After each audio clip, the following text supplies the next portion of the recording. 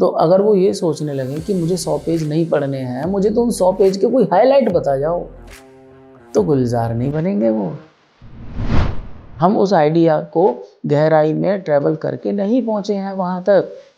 हमने चटर पटर खा के और उसके कॉन्सिक्वेंसेस देखे बिना या बिना खाए हमने डिसाइड कर लिया है किसी के कहने से, फला आदमी के, कि बेटा सीधा सीधा खाना खाओ। उससे हमारा मन नहीं माना है। बकवास में से ही डायमंड्स निकलते हैं। This is the idea of growth.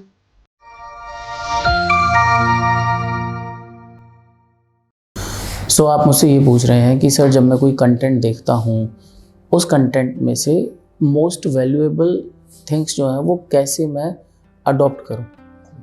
Content तो 10 मिनट का है, कभी आधा घंटे का है, कभी 5 मिनट का है, लेकिन अगर देखा जाए तो मैं तो 5 मिनट का भी रिटेन नहीं कर पाऊँगा। और हैबिट ये है कि मैं जो है वो ज़्यादा से ज़्यादा रिटेन करने की वजह से कुछ करता ही नहीं।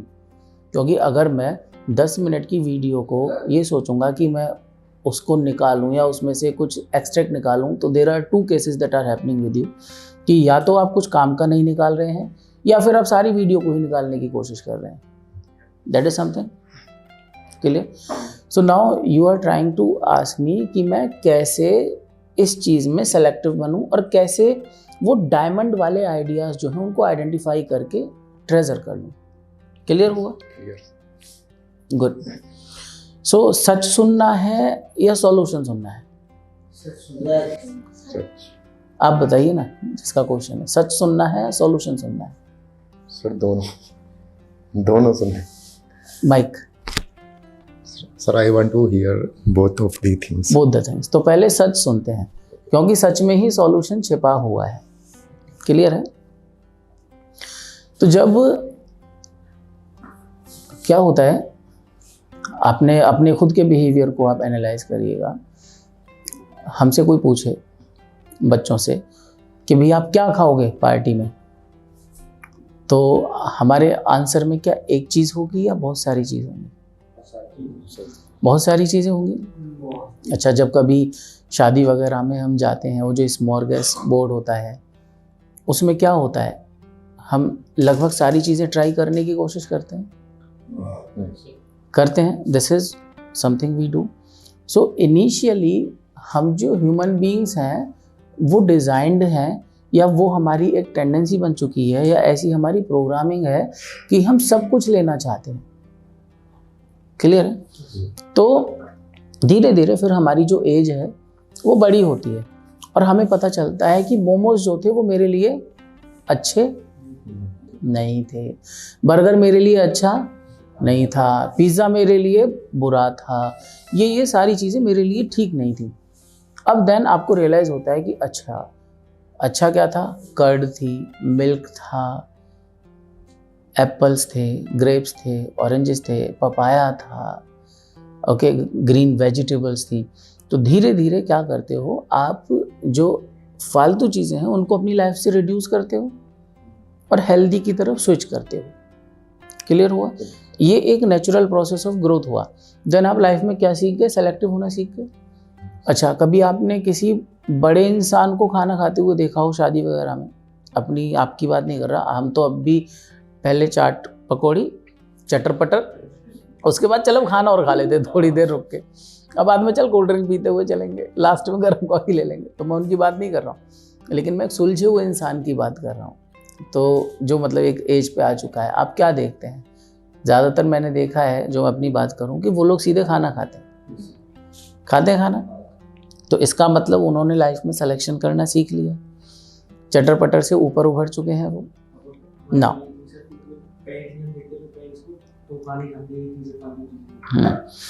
अब मेरा आपसे सवाल है कि सर क्या आप मुझसे ये कह रहे हैं कि हमसे ये कह रहे हैं कि चटर पटर मत खाओ?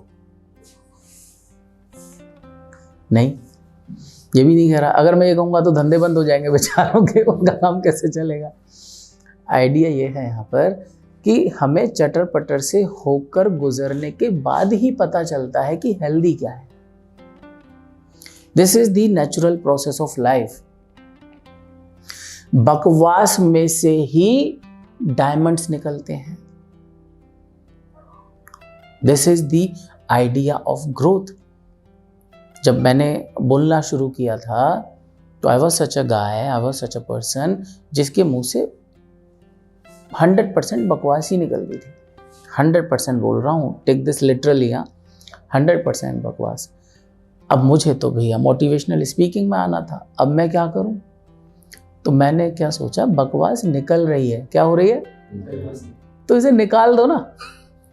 मैंने बकवास ही करी और बकवास करते करते करते करते के बाद धीरे धीरे अवेकनिंग प्रोसेस पता चला। क्योंकि एक दिन 100% बकवास निकली, दूसरे दिन 100% बकवास निकली, हर रोज सेम बकवास तो रिपीट नहीं करूंगा। तो जब नई नई सारी बकवास 8, 10, 15 दिन बाद खत्म हो गई तो उन्हीं बातों में से, उस 100% बकवास में से 10% काम की बातें निकली जिसे देखकर मैं खुद चौंक गया। अरे वाह यार, तू इतनी बढ़िया बात करता है। और जो मेरे आसपास वाले थे वो भी चौंके, यार आकाश ये बात तूने बड़े काम की कही। अब मुझे अच्छा लगा, यानी अब वो हाईलाइट हो गई। सामने वाले ने कर ली, मैंने कर ली, क्या हो गई, अब वो बात हाईलाइट हो गई। क्या हो गई, हाईलाइट हो गई। अब मैं उसको हाईलाइट को सेलिब्रेट कर रहा हूँ और बकवास मेरी कंटिन्यू है। अब क्या हुआ, पहले 10% हाईलाइटेड निकला, फिर 20% निकला, लेकिन मेरा प्रोसेस चल रहा है, कंटिन्यू है। नाउ द थिंग इज कि अगर हम ये सोचते रहे कि मुझे केवल हाईलाइट्स ही पता चल जाए, मुझे केवल वीडियो में से कोई प्रसाद निकाल के दे दे कि ये भाई ले, इस वीडियो में असली मुद्दा ये था, तो आप यकीन मानिए you would not reach the depth of that idea. हम उस आइडिया को गहराई में ट्रेवल करके नहीं पहुंचे हैं वहां तक। हमने चटर पटर खा के और उसके कॉन्सिक्वेंसेस देखे बिना या बिना खाए हमने डिसाइड कर लिया है किसी के कहने से, फला आदमी के, कि बेटा सीधा सीधा खाना खाओ। उससे हमारा मन नहीं माना है। यानी अगर आपको मैं कोई भी सॉल्यूशन दे दूं कि हाँ ये तरह की टेक्निकल बातें बता के इनमें इस तरह के कीवर्ड्स होंगे और वो बंदा जो बता रहा है उसको इतनी आवाज़ में बोलेगा, तो मैंने टेक्निकली तो बता दिया कि ये जो है इसके हाइलाइट्स हैं, लेकिन प्रैक्टिकली हमने शॉर्टकट लिया है और वो जो शॉर्टकट है हमें वो गहराई से वंचित रख देगा। तो उन हाइलाइट्स के बेस पे अगर हम बोलना भी चाहेंगे तो हम हाइलाइट्स ही बोल पाएंगे, हम गहराई में जा ही नहीं पाएंगे। आपको गहराई बोलनी है कि हाइलाइट्स बोलने हैं, डेप्थ चाहिए। तो जो डेप्थ है, यानी जो आपने यूट्यूब वीडियो वाली जो बात पूछी है या कहीं से कुछ भी लेना है, तो शुरुआत में जब मैं लिखना शुरू करता था, जब मैं सोचता था कि मैं चीज़ों से कुछ निकालूंगा, आप देखिएगा मेरी जो बुक से मुझे एक्सट्रैक्ट निकाले हुए हैं, बुक से मैंने जो की पॉइंट्स निकाले हुए हैं, मैं लगभग बुक का पूरा तो नहीं कहूँगा, 80% पेज ही अपने पेजों में उतार देता था और मैं थकता नहीं था। अगर बुक का पेज इतना बड़ा है और मुझे उसमें से काम की चीज़ें निकालनी है तो मुझे लगता था 80% काम का है, तो 80 का 80% मैं अपने नोटबुक में लिखता था। मैं ये नहीं सोचता था, ना मैंने किसी से ये जाके पूछा कि इसमें से मुझे 10% कौन सा है ये बता दो, और मैं उस पूरे 80% को स्टडी करता था। अब जो हाईलाइटेड है, जो वैल्यूएबल है, जो हीरा है, वो तो खुद ही चमकेगा। क्लियर है? अब जब मेरे अंदर पूरा 80% चला गया है, गहराई आ चुकी है, तो जब मैं बातें करता हूँ, जब मैं कोई चीज़ बोलता हूँ या मैं किसी के साथ कन्वर्सेशन में, प्रेजेंटेशन में इन्वॉल्व होता हूँ, तो उस 80% में जो हीरा था ना, वो अपने आप चमकना शुरू हो जाता है। लोग उसे अप्रिशिएट करते हैं, आप बोलते हो, आपको अलग रिस्पॉन्स मिलता है और वो उभर के खुद भी आता है। आप उस 80% को बोलोगे ही नहीं। जब आप बोलोगे, वो उस 80% में जो वो 10% है ना, वही आएगा आपकी जुबान पे, क्योंकि वेटेज उसी में था, उसी में डेप्थ थी, उसी का एसेंस था। तो आप खुद बोल भी रहे हो, लोग आपको उसके लिए अप्रिशिएट भी कर रहे हैं, हो गया हाईलाइट।